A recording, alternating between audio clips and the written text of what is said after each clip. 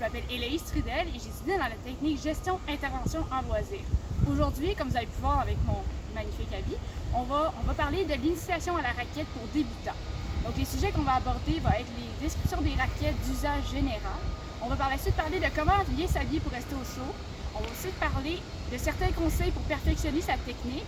Puis on va terminer avec quelques conseils pour lorsqu'on se promène dans les sentiers. Cette vidéo va vous apporter à la fin le résultat de pouvoir aller faire de la raquette par vous-même de façon autonome. Bonne vidéo! Ce qui est important lorsqu'on va faire de la raquette de sentier ou sur des terrains plats, c'est d'avoir des bonnes raquettes comme celle-ci d'usage général. C'est des raquettes super bien recommandées pour les débutants ou des gens qui en font de temps en temps. Généralement, ces raquettes sont de bon prix aussi pour les débutants. Ces raquettes d'usage général se vendent généralement à des prix abordables dans des Costco, des Sport Experts ou des magasins comme Atmosphère. Sinon, d'autres magasins vraiment plus spécialisés pour la raquette et sports d'hiver comme le snow et le ski. Lorsqu'une fois que vous êtes en magasin, c'est important par contre d'aller voir un employé pour demander un type de raquette qui va être convenable à vous parce que ça va varier selon votre poids. Le secret pour rester au chaud et bien confortable durant l'hiver, c'est d'être bien habillé en multicouche. Parce que quand il va y avoir une tempête, tu vas être vraiment content.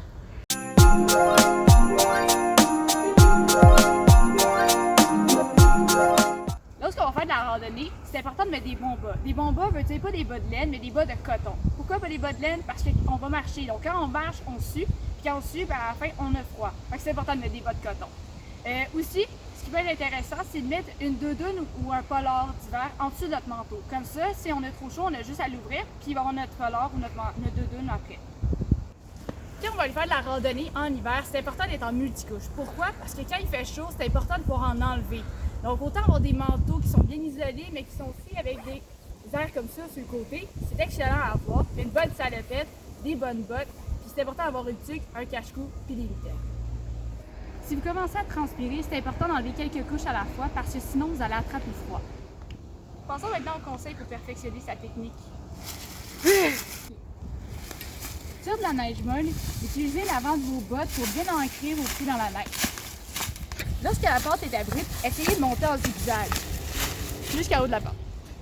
Lorsque vous descendez une pente, pliez vos genoux vers l'avant, mettez le poids de votre corps vers l'arrière puis descendez. Pour un peu plus d'équilibre, ça peut être intéressant d'avoir des bâtons de ski comme ça.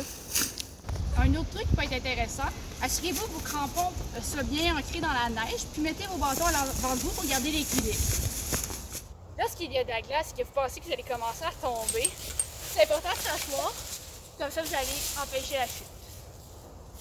Si vous avez besoin d'un repos, de faire une petite sieste, vous avez juste à vous coucher de même à terre et vous pouvez dormir confortablement. Lorsqu'on fait des virages, c'est important de faire des longs virages comme ça on ne s'en pas dans nos raquettes. Lorsqu'on fait de la marche arrière, assurez-vous de ne pas mettre vos raquettes trop proches l'un de l'autre, sinon vous allez tomber. Parlons maintenant des conseils dans les sentiers. Le conseil, écartez-vous. Lorsque vous marchez sur un sentier et que vous voyez qu'il y a trop de gens qui s'en viennent, faites juste vous écarter ou autant, vous mettez à terre si vous avez besoin d'un repos, mais écartez-vous. Cédez le passage. Il est beaucoup plus facile pour quelqu'un en raquette que quelqu'un en ski de fond de céder le passage. Donc si vous voyez quelqu'un en ski de fond, cédez le passage. Oui. YouTube, on va jaser un peu plus moi.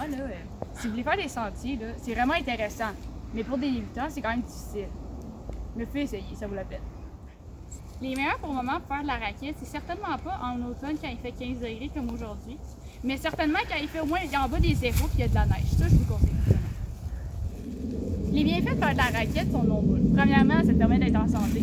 Ça te permet aussi de travailler ton cardio, parce qu'on s'entend c'est du cardio. Ça te permet aussi de travailler les jambes, puis ça te permet de rencontrer des gens. C'est le fun! Tu sais, YouTube, ce qui est intéressant de faire de la raquette en hiver, c'est que c'est du plein air. Fait que tu peux prendre de l'air dehors. En plus, c'est dur de trouver des sports à faire dehors en hiver. Fait que ça, c'est facile d'accès. Tu as juste à venir dans ma cour chez nous.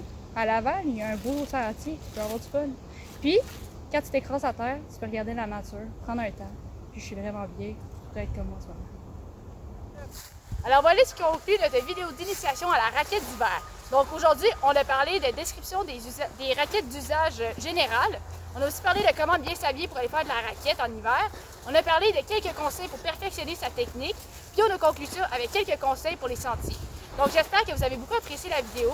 N'oubliez pas d'aller voir le sondage juste en dessous dans la vidéo description. Mettez un j'aime, mettez un commentaire. Puis n'oubliez pas d'aller voir les autres vidéos dans sur la chaîne de YouTube Gilles Toi. Bonne journée YouTube! Yes!